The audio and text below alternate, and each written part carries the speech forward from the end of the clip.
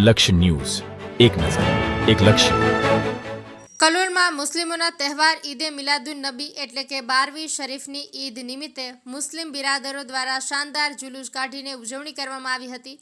મુસ્લિમોના ઓલિયા રસૂલે પાકનો દિવસ એટલે કે 12મી શરીફનો દિવસ હોય, જેના સંદર્ભમાં આજના પવિત્ર દિવસે દર વર્ષે મુસ્લિમ સમાજ દ્વારા ખૂબ જ મોટા પ્રમાણમાં ઈદની ઉજવણી કરવામાં આવે છે.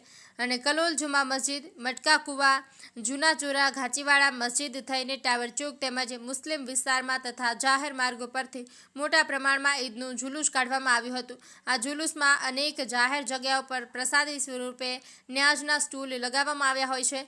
કોઈપણ જાતના ભેદભાવ વગર સર્વે મુસ્લિમ લોકોને પ્રસાદી વિતરણ કરવામાં આવતી હતી. આ વર્ષે પણ મુસ્લિમ સમાજના આગેવાનો દ્વારા ઘણા દિવસો અગાઉ તૈયારીઓ કરી બજારોમાં રંગબેરંગી લાઇટોની સુંદર ગોઠવણી કરાઈ હતી અને તમામ મુસ્લિમ વિસ્તારના એરિયામાં રાતના રોશનીથી ઝળહળતી કરવામાં આવી હતી. અને સવારથી સર્વે મુસ્લિમ યુવાનો, બુઝુર્ગો અને બાળકો એકત્રિત થઈ મોટી સંખ્યામાં જુલુસ કાઢવામાં આવ્યું હતું, જેમાં કલોલના મુસ્લિમ સમાજના આગેવાનો મોટી સંખ્યામાં હાજર રહી શાંતિપૂર્ણ રીતે ઈદની ઉજવણી કરાઈ હતી. અને ઈદની ઉજવણીને લઈને કોઈ ઊંચ નીચની ઘટના ન બને તે માટે કલોલ શહેર પોલીસ દ્વારા ચુસ્ત બંદોબસ્ત ગોઠવવામાં આવ્યો હતો.